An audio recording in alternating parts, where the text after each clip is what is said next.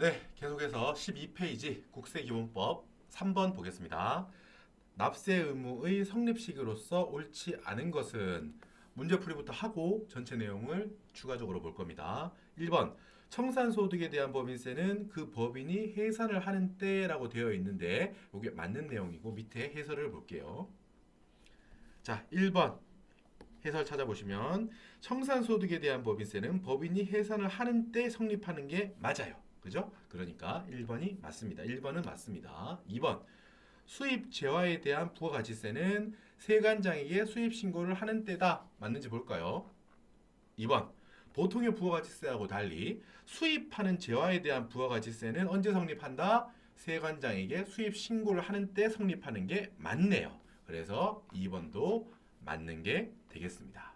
3번 보통의 소득세하고 달리 납세조합이 징수하는 소득세는 언제 과세 표준이 되는 금액이 발생한 달의 말일이 맞는지 볼게요.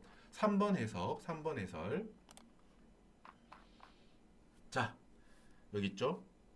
납세조합이 징수하는 소득세 그리고 예정 신고 납부하는 소득세는 어떻게 과세 표준이 되는 금액이 발생한 달의 마지막 날, 말일 3번. 그래서 3번도 맞는 게 잠시만요. 3번도 맞는 게 되겠습니다. 4번 종합부동산세, 종부세 해당 부동산의 소유권 이전 등기를 완료한 때인가요? 과연 그럴까요? 확인해 보겠습니다. 자, 종합부동산세는 언제 성립하나요? 과세 기준일 정해져 있습니다. 기준일이라고 해서 매년 6월 1일을 기준일로 합니다. 과세하는 기준이 되는 날이다 해서 매년 6월 1일에 과세 기준일에 종합부동산세는 성립합니다. 그리하여 4번은 틀린 게 되겠습니다. 아셨죠? 5번 중간연합하는 소득세는 언제 중간연합 기간이 끝나는 때일까요? 확인해 보겠습니다. 보통의 소득세하고 달리 소득세 중에서 중간연합하는 소득세는 언제 성립하냐 하면 중간연합 기간이 끝나는 때 성립을 합니다. 그래서 5번이 맞는 내용이라는 겁니다. 5번. 정답은 4번. 일단 풀이를 하자면 이렇게 하는 거고요. 조금 더 전반적으로 말씀을 드립니다. 이론 정리를 해볼게요. 같이. 일단 여러분 납세 의무의 성립이 있고 확정이 있어요. 성립이 되고 나서 그 다음에 확정이 되는 겁니다. 성립이라고 하는 거는 추상적으로 세법이 정하는 과세 요건이 충족되었으니까 추상적으로 납세 의무가 객관적으로 생겨났구나라는 걸 확인하는 거예요. 성립. 확정은 추상적으로 성립한 납세 의무에 대해서 과세 요건 사실을 파악하고 세법을 적용해서 구체적으로 과세 표준이 얼마인지, 세액이 얼마인지를 계산하는 등 그 내용을 다시 구체적으로 확인하는 절차를 확정이라고 합니다. 자, 예를 들어서 밑에 성립 시기 우리가 보통 말하는 일반적인 경우의 법인세, 소득세, 부가가치세는 언제 성립하나요? 과세 기간이 끝나는 때 성립합니다. 예를 들어서 내가 2024년 소득세를 말해 볼게요. 2024년 1월 1일부터 12월 31일 요 1년이 과세 기간이잖아요. 자, 2024년 12월 31일에 과세 기간이 끝나죠. 죄송합니다. 24년 12월 31일 소득세를 예를 들자면 과세 기간이 끝나니까 24년 12월 31일이 되면 과세 기간이 끝났으니까 내가 소득세를 아직까지는 얼마를 내야 될지는 모르겠어요. 하지만 내가 과세 기간이 다 지났잖아요. 그러니까 내가 근로소득이 있다면 근로소득자라면 근로소득, 사업소득이 있다면 소득세를 내야겠죠. 둘 다 있다면 합쳐가지고 신고를 해야겠죠. 자, 얼마가 될지는 아직은 모르지만 추상적으로는 내가 세금을 내야 되는 의무가 어떻게 되었다? 성립된 거예요. 법인세 마찬가지, 부가가치세 마찬가지. 과세 기간이 정해져 있는 이런 법소부 같은 친구들은 과세 기간이 다 지났잖아요. 과세 기간이 끝났죠. 그렇다면은 얼마일지는 아직 모르지만 성립을 한 거예요. 세금을 내야 되는 의무가 추상적으로 성립한 거예요. 자, 만약 계속 이어가 볼게요. 법소부인 경우를 가정을 하고 그러면 도대체 정확하게 얼마인지는 언제 확정이 될까요? 자, 법소부 같은 경우는 신고납세 제도를 따릅니다. 소득세 같은 경우는 2024년도 분소득세를 언제 신고하나요? 2025년 5월 1일부터 5월 31일 사이에 신고하죠. 그죠? 예를 들어 2024년 1기분 부가가치세는 2024년 1월 1일부터 6월 30일 분에 해당하는 부가가치세는 24년 6월 30일이 종료할 때 부가가치세 납세 의무가 성립하고 언제 신고해야 되나요? 2024년 7월 1일부터 7월 25일 사이에 신고해야 하죠. 신고납세 제도라는 거예요. 이런 법소부들은 법소부 우리가 방금 보고 온 과세 기간이 끝날 때 성립하는 그런 세목들은 신고납세 제도 세목이었던 거예요.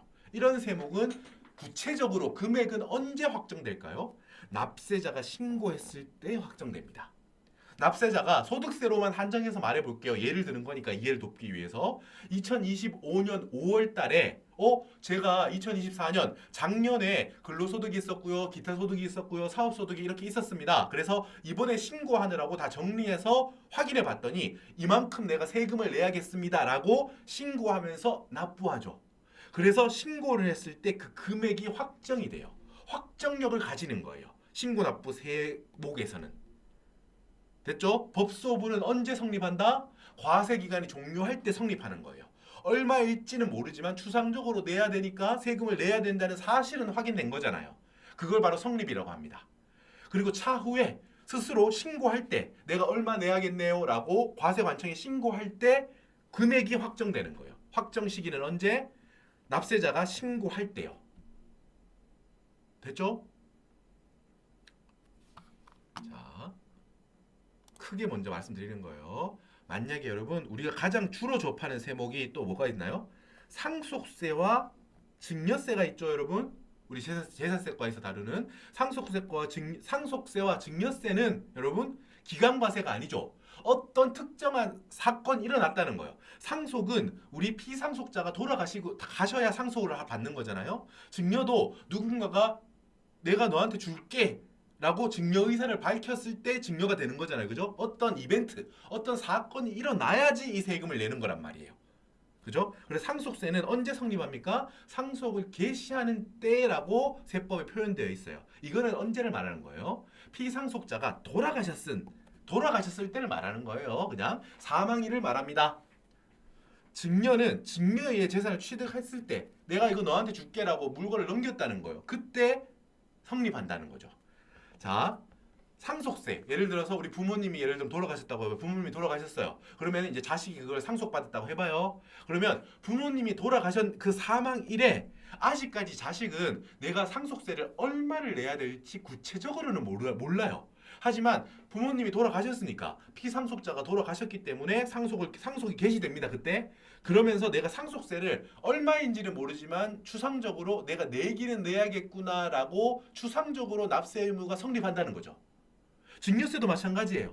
내가 어떤 물건을 누가 줬어요. 증여를 받았어. 그럼 수증자가 내가 증여세를 내야겠어. 하지만 아직 세금 계산 안 해봤기 때문에 얼마인지는 몰라. 하지만 증여세라는 세금은 내야겠구나. 라는 거는 성립한다는 거죠. 자, 그렇다면 이 상속세와 증여세, 특정 행위에 대해 과세하는 이런 국세는 언제 금액이 확정될까요? 자, 여러분 상속세와 증여세는 신고납세 제도가 아니고 부과과세 제도예요. 정부가 얼마를 내라고 부과하는 거예요. 이거 내셔야 상속 증여 받으셨네요. 이만큼 세금 내세요라고 나라에서 정해주는 거예요. 그게 바로 부과과세 제도예요. 나라에서 정해줄 때 세무서에서 쉽게 말해서 정부가 결정 이만큼 세금 내세요 땅땅땅이라고 정해줄 때 그 금액이 확정되는 거예요. 상속세, 증여세는요. 지금 법소부랑 상속증여세가 다르죠? 기본적으로 다른 자잘한 세목들, 다른 다양한 세목들에 대해서는 다 나중에 외우더라도 우리가 가장 많이 접하는 법소부 그리고 상증 이렇게 5개에 대해서는 머릿속에서 나뉘어서 확실하게 우리 알고 있읍시다. 조사요원에 대한 꼭 시험 목적도 중요하지만 물론 중요해요. 당연히 중요하지만 기본적으로 우리가 많이 접하는 세목이잖아요. 일할 때 우리가 일선 세무서에서 가장 많이 접하는 세목이기 때문에 메인 세목들이잖아요. 이 5개가. 그렇기 때문에 잘 알아둡시다. 잘 알아둡시다. 자, 여러분 다시 하던 거 상속증여세는 정부 부과 과세 세목이에요. 정부에서 결정할 때 금액이 확정된다고요. 여러분 그러면 요게 의문이 들 수 있어요. 그러면은 상속세랑 증여세는 납세자가 신고를 하지 않나요? 아닌데 제가 알기로는. 그리고 또 근무하시는 분들 재산세과에 당연히 상속세 증여세도 신고하러 오시던데요. 여러분 이 부가과세 제도라는 게 납세자가 신고를 안 한다는 뜻이 아니에요. 부가과세 제도인 상속세 증여세는 언제 확정력을 갖는다고요? 정부가 이 금액입니다라고 확정을 해줄 때 확정력을 가진다는 의미예요. 납세자가 신고를 안 한다는 의미가 아니에요. 납세자도 신고를 합니다, 당연히. 하지만 그 신고가 세액을 확정하는 확정력이 없다 이 말이에요.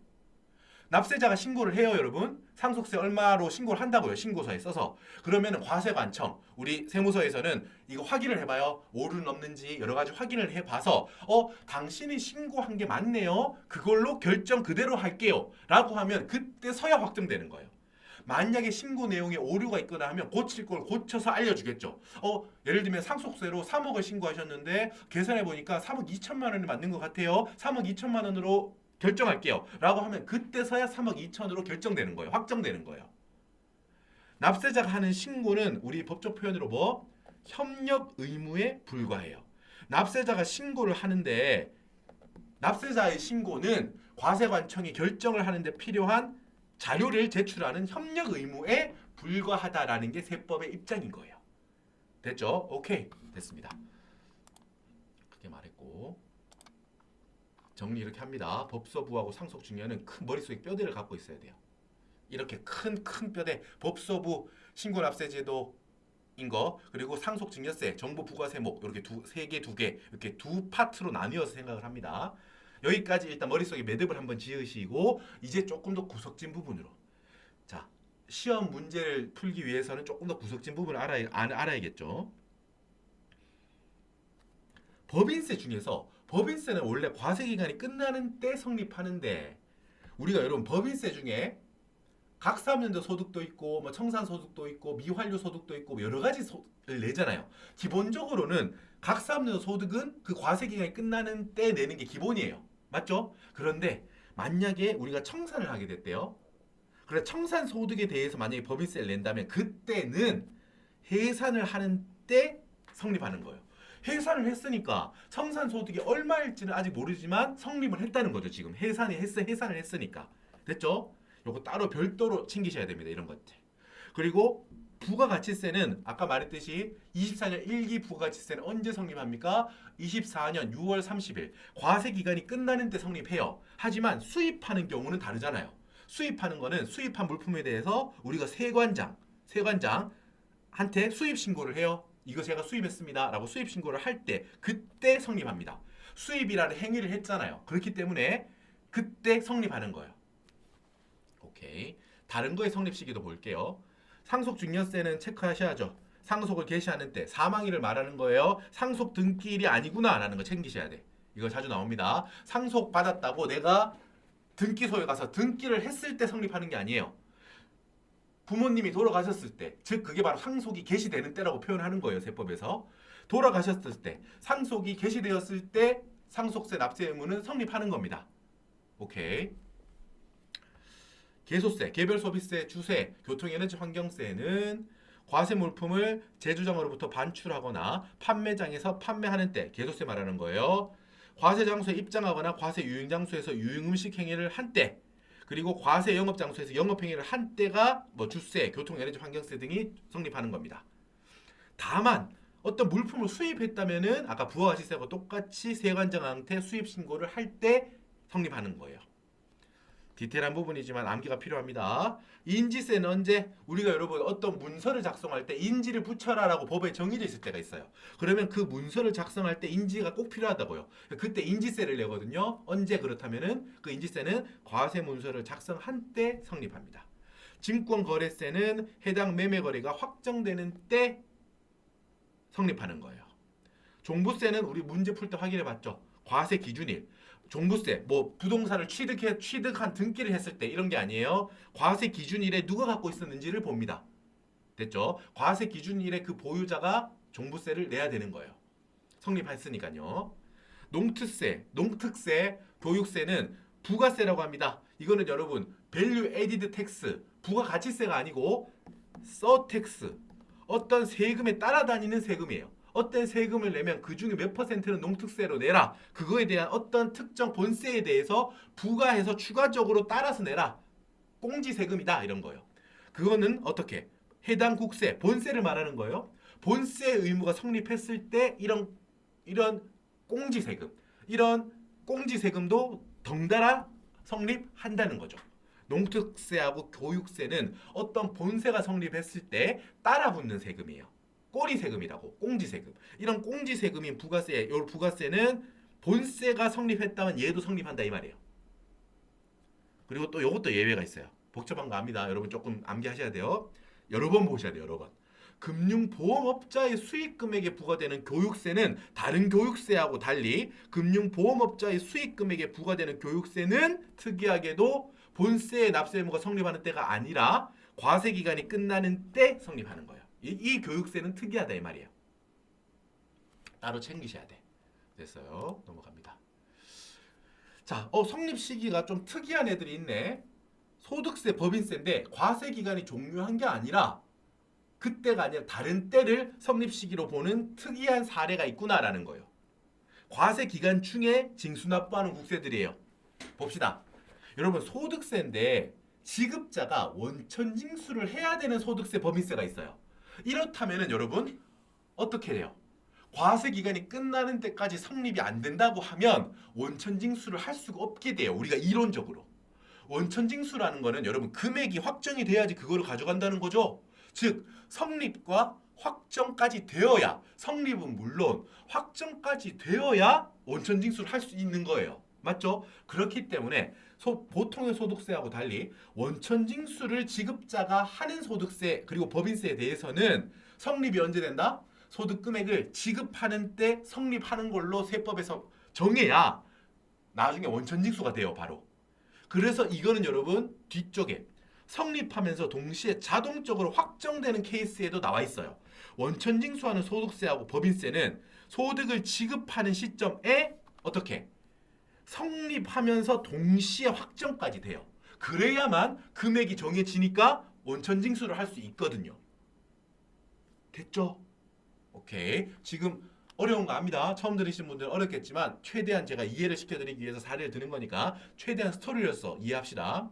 원천 징수를 하려면 확정까지 돼야 되는 거예요. 그렇기 때문에 그 금액을 지급자가 지급받는 사람한테 지급을 할 때 성립은 물론이거니와 동시에 확정까지 되어야 되는 거죠. 오케이? 됐습니다. 아까 2번, 3번은 확인했어요. 납세조합이 징수하는 소득세는 언제? 과표가 되는 금액이 발생한 달의 말일이었어요. 그때 성립한다고요. 3번 중간연합하는 소득세, 법인세도 언제? 중간연합하는 기간이 끝나는 때로 봅니다. 이제 4번 예정신고기간, 예정부과기간에 대한 부가가치세는 예정신고기간, 예정부과기간이 끝나는 날이 지어졌네요. 끝나는 날 성립합니다. 5번 수시부과하여 징수하는 국세는 수시부과 사유가 발생할 때 성립합니다. 차후에 수시부과한 날이 아니라는 것 중요해요. 이것도 많이 나옵니다. 문제로서 기출 많이 됐어요. 수시부과는 이대로 이런 사건이 발생했다면은 이거 과세관청 입장에서 세금 못 받을 수도 있겠는데? 라고 생각해서 얼른 지금 내라고 수시로 부과하는 거예요. 수시 부과할 사유가 발생할 때 이 납세 의무가 성립한 걸로 봐야 된다는 거예요. 그래야 수시 부과할 수 있거든요. 차후에 실제로 수시 수사가 아니고 차후에 실제로 수시 부과한 날 성립하는 게 아니다. 부과할 그 위험한 사유, 납세자가 안 낼 것 같은 그 위험한 사유가 발생했을 때 성립하는 거예요. 됐죠? 자, 마지막으로 여기까지만 보겠습니다. 여기 중요합니다. 성립과 확정이 여러분 어렵기도 하고 중요하기도 해요. 성립하면서 자동으로 확정되는 거. 방금 봤죠? 원천 징수하는 소득세, 법인세는 지급하는 때 성립은 물론 확정까지 되어야 원천 징수를 할 수 있으니까 여기 성립 시 자동 확정되는 경우에도 똑같이 있다고 말씀드렸었잖아요. 자, 됐습니다. 자, 또 특이한 거 인지세는 과세 문서를 작성할 때 성립되면서 얘도 확정까지 되어야지 인지세를 바로 납부해야 되거든요. 10,000원, 20,000원 바로 과세 문서 작성할 때 납부하고 사와서 붙이거든요. 인지를. 됐죠? 이거 납세조합이 징수하는 소득세 이것도 아까 위에서 나왔던 거죠? 여기 납세조합이 징수하는 소득세는 언제 성립한다고요? 과표가 되는 금액이 발생한 달의 말일에 성립한다고 했었어요. 근데 이걸 확정까지 이때 되는 겁니다. 납세조합이 징수하는 소득세도 과표가 되는 금액이 발생한 달의 말일에 자연스럽게 성립되면서 동시에 확정까지 된다 이 말이에요. 됐죠? 자, 마지막 5번, 4번도 읽고 넘어갈게요. 중간연합하는 법인세는 중간연합 기간이 끝나는 때 동시에 성립하면서 동시에 확정까지 됩니다. 그리고 조금 어렵지만 마지막 5번 납부지연 가산세. 우리가 납부 고지서를 보냈어요. 그래 지정 납부기한을 정해서 이때까지 안 내시면 체납입니다 라고 보낸단 말이에요. 여러분 징수법 가가지고 제가 체납에 대한 스토리는 다시 한번 훑어드릴 거예요. 일단 여기는 결론만 따옵시다. 납부 고지서에 야 진짜 이때까지 지정 납부 기한까지 안 내시면 체납됩니다 라고 보냈어요. 그럼 납부 고지서에 적혀져 있다고요. 지정 납부 기한이. 그 납부 기한 납기죠. 지정 납부 기한, 납부 고지서에 따른 납기, 지정 납부 기한까지 안 냈어요. 그럼 그 다음부터 어떻게 하루하루 지날수록 납부 지연 가산세를 매기게 돼요. 그죠? 납부 지연 가산세는 하루하루 계속 쌓여간다고요. 자, 우리가 세금을 내라고 하려면 고지서를 보내야 되거든요. 그게 원칙이에요. 맞죠? 그런데 하루하루 지날 때마다 계속 납부 지연 가산세가 추가로 붙어요. 0.002%가 계속 붙는다고요. 근데 하루 지날 때마다 세금이 늘었습니다. 고지. 세금이 늘었습니다. 고지. 매일 어떻게 그렇게 하겠어요, 여러분? 그래서 납부지연 가산세는 납부 고지서에 따른 납기 후 이 가산세는 납부 고지서에 따른 납기, 지정 납부 기한이죠. 체납이 된 상태라는 거예요, 지금. 체납이 된 상태에서 하루하루가 지날 때마다 매일매일 0.002%가 성립되면서 확정되는 걸로 이론을 잡아줘야 돼요. 그래야지 체납자가 저 체납액 나중에 정리할래요, 낼래요라고 왔잖아요. 그러면 그날까지 계산해서 지금 어제까지 성립한 납부지연 가산세가 추가로 이만큼입니다. 이만큼 내시면은 체납이 없어집니다. 라고 말할 수 있어야 되잖아요.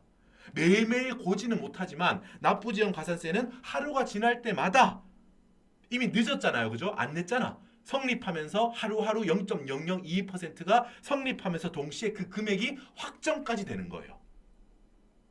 됐죠? 자, 여러분 성립과 확정이 지금 되게 외울 게 많으신데 제가 나름대로는 좀 이제 스토리를 붙여서 말씀드렸지만 많이 압축되어 있는 거기 때문에 여러 번 보셔야 됩니다. 여러 번 보셔야 돼요. 누구나 어렵습니다. 여기가 외울 게 많고 하기 때문에 여러 번 보시면서 최대한 그래서 스토리로 엮을 수 있는 걸 머릿속에 엮으시고 외울 거는 외우시고 여러 번 반복합시다. 자, 여러분 수고 많으셨고 잠깐 쉬셨다가 우리 이어서 4번에서 뵙겠습니다. 고생 많으셨습니다.